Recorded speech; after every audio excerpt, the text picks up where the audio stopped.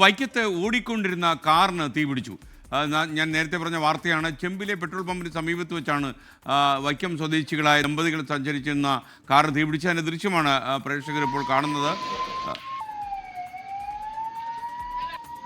Toby Johnson കോട്ടയത്ത് നിന്ന് ചേരുന്നു. ടോബി, എന്താണ് ശരിക്കും സംഭവിച്ചത്? കാർ കംപ്ലീറ്റ് കത്തിപ്പോയല്ലോ. തീർച്ചയായിട്ടും എസ്കെൻ, ഏകദേശം 8:45 കൂടിയായിരുന്നു ഈ സംഭവം നടന്നത് എന്നാണ് നമുക്ക് അവിടെ നിന്ന് മനസ്സിലാക്കാൻ കഴിയുന്നത്. വൈക്കം സ്വദേശികളായ ദമ്പതികളും മകനുമാണ് ഈ വാഹനത്തിൽ ഉണ്ടായിരുന്നത് എന്നാണ് നമുക്ക് ഇപ്പോൾ ലഭിക്കുന്ന വിവരം. അതായത് 3 പേരുണ്ടായിരുന്നു. ഇവർ എറണാകുളം ഭാഗത്തു നിന്നും വൈക്കത്തേക്ക് വരികയായിരുന്നു. ഈ വാഹനത്തിന് ഇടയ്ക്ക് വെച്ച് ഒരു മിസ്സിംഗ് കണ്ടപ്പോൾ ഈ പെട്രോൾ പമ്പിന് മുന്നിൽ വെച്ച് ഇവർ വാഹനം നിർത്തി. തുടർന്ന് ഇവർ പുറത്തിറങ്ങിയപ്പോഴാണ് വാഹനത്തിന്റെ മുന്നിൽ നിന്നും പുക ഉയരുന്നത് കണ്ടത്. പിന്നാലെ തീ പടർന്നു പിടിക്കുകയായിരുന്നു. അങ്ങനെ ഉടൻ തന്നെ ഇവർ അവിടെ നിന്നും മാറി.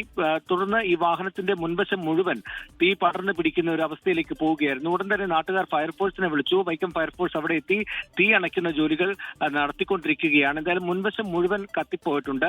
ഈ വാഹനത്തിൽ CNG ഘടിപ്പിച്ചിരുന്നു എന്നും അറിയാൻ സാധിക്കുന്നു. ഉണ്ടായുടെ ആക്സിഡന്റ് എന്ന് പറയുന്ന വാഹനമാണിത്.